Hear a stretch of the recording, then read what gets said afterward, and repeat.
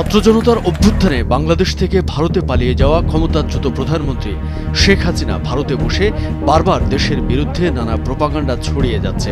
বর্তমান ডক্টর ইউনূস সরকারের বিরুদ্ধে বিদেশের মাটিতে বসে একের পর এক ষড়যন্ত্রে লিপ্ত পলাতক হাসিনা।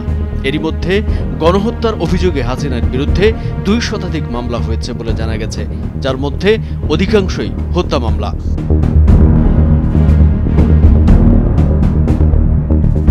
৯ ডিসেম্বর সন্ধ্যায় নিউ ইয়র্কের উডসাইডের কুইন্স প্যালেসে অনুষ্ঠিত যুক্তরাষ্ট্র আওয়ামী লীগের নেতাকর্মীদের সঙ্গে ভার্চুয়াল এক সমাবেশে বক্তব্য প্রদানকালে বাংলাদেশের সাম্প্রতিক সংখ্যালঘু নিপীড়ন নিয়ে মোহাম্মদ ইউনূসের নেতৃত্বাধীন অন্তর্বর্তী সরকারকে দোষারোপ করে হাসিনা বলেন, জঙ্গিদের নেতৃত্ব দিচ্ছে মোহাম্মদ ইউনূস, তার পরিকল্পনাতে বাংলাদেশে এখন গণহত্যা চলছে। সমাবেশে বিভিন্ন অঙ্গরাজ্যের আওয়ামী লীগ ও বিভিন্ন অঙ্গ সংগঠনের নেতাকর্মীরা উপস্থিত ছিলেন।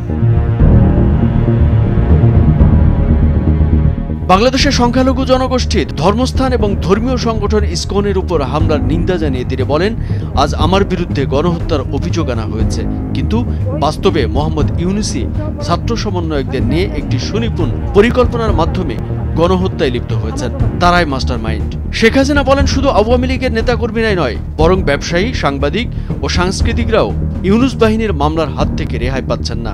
মহিলা সাংবাদিকরাও নির্যাতনের শিকার হচ্ছেন। হাসিনা বলেন, দেশে যত জঙ্গি ছিল ডক্টর ইউনূস সব জঙ্গিদের জেল থেকে ছেড়ে দিয়েছেন। নরসিংদী জেল খুলে দেওয়া হয়েছিল। বগুড়া জেল হাজতে নির্যাতন, ৭-৮ জন আওয়ামী লীগের কর্মীদের হত্যা করা হয়েছে। শেখ হাসিনা বলেন, যত পরিকল্পনা করাই হোক না কেন, আওয়ামী লীগকে ধ্বংস করা এতটা সহজ নয়। আইয়ুব খানও চেষ্টা করেছিল আওয়ামী লীগকে ধ্বংস করতে, পারে নাই। ইউনূস বাহিনীও পারবে না। তিনি বলেন, আমি গণহত্যা চাইনি। আমি যদি ক্ষমতায় আঁকড়ে থাকতে চাইতাম তাহলে গণহত্যা হতো।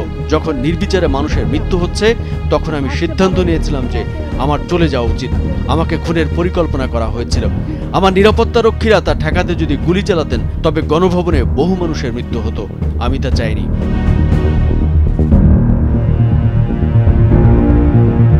হাসিনার বিরুদ্ধে দেশের বিভিন্ন স্থানে ২৫০ মামলা দায়ের করা হয়েছে, যার অধিকাংশই হত্যা মামলা বলে অভিযোগ করেছেন। তবে তার হাতে মারা যাওয়া ৩৫ জন মৃত ব্যক্তি ইতোমধ্যেই জীবিত হয়ে ফিরে এসেছেন বলেও উল্লেখ করেন শেখ হাসিনা। শেখ হাসিনা ভার্চুয়াল বক্তব্যের আগে সমাবেশে যুক্তরাষ্ট্র, নিউ ইয়র্ক স্টেট ও মহানগর আওয়ামী লীগের নেতাকর্মীরা বক্তব্য রাখেন।